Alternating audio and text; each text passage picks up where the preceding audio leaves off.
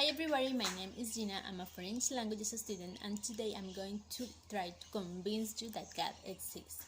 So, let's start. Proving the existence of God is one of the most controversial issues today, and it is because demonstrated that an infinitely perfect and superior entity exists is not an easy task. With the evolution of human being came free thinking, scientist skepticism, criticism of religion, and atheism, which is a position that denies the existence of deities, opposing the theism that ensures that it exists at least one God.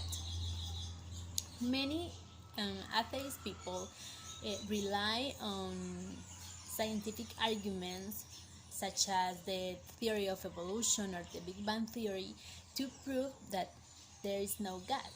But what they don't know is that those arguments, together with the principle of causality, can prove that God exists.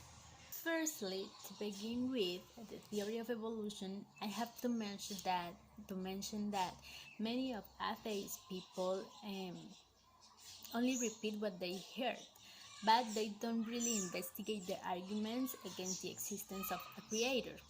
This is why they think the father of the theory of evolution was Darwin, but he was not.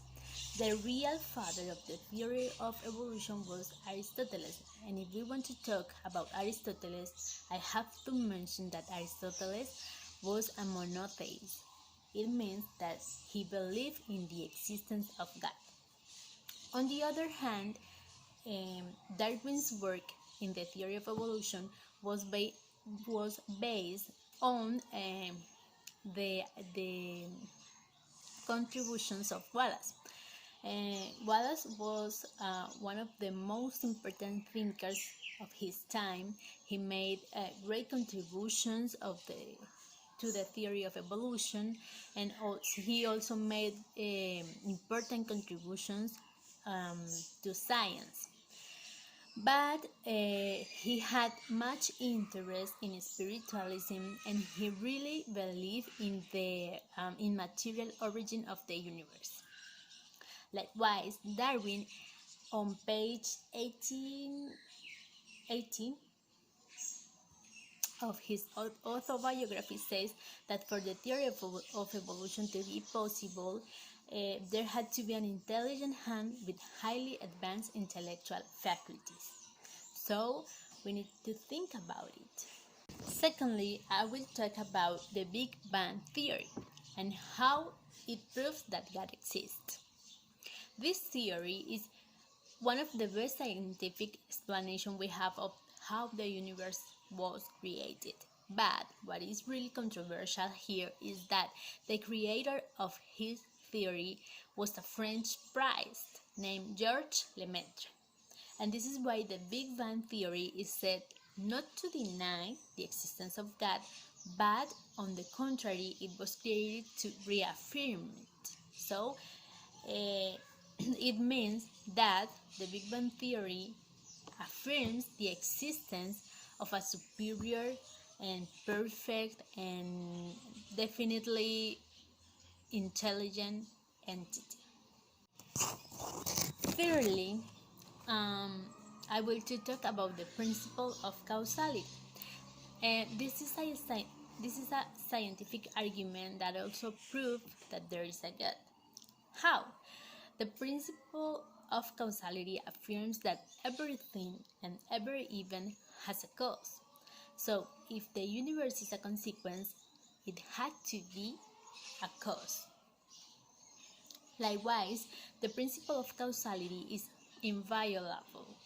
So, the only thing that can destroy the argument exposed for the principle of causality is the tachyon.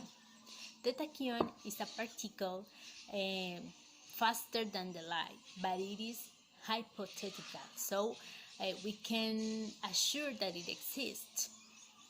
This is why people of faith can go to the principle of causality to give a rational basis for the existence of God. To sum up, I have to say that Although science has made numerous attempts to demonstrate that there is no supreme force, the end result always brings it to the same point: the existence of a deity, a great force, or supreme entity, what you want to call it. There is nothing arrogant about trying to understand the world. It is a human demand. Plato already asked himself, and he wouldn't be the first. What is this? What I'm doing here? On the contrary, you have to be very humble and very patient. Anyway, my purpose is not to win accolades to theism, but my purpose is to awaken reason. That's all for today. Thank you so much.